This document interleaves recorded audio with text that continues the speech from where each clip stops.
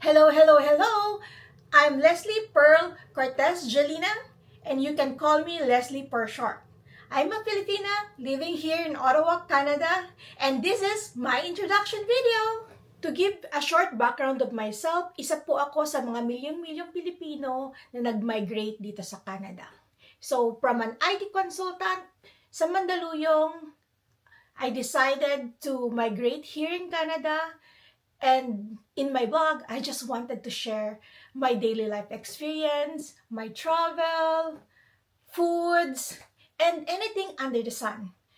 Trip-trip lang, enjoy. No specific topic, no filter, no charot, just a raw chismisan and everything that comes into my mind. Happy, travel pag may budget, kain pag may budget again, and then buhay-buhay lang!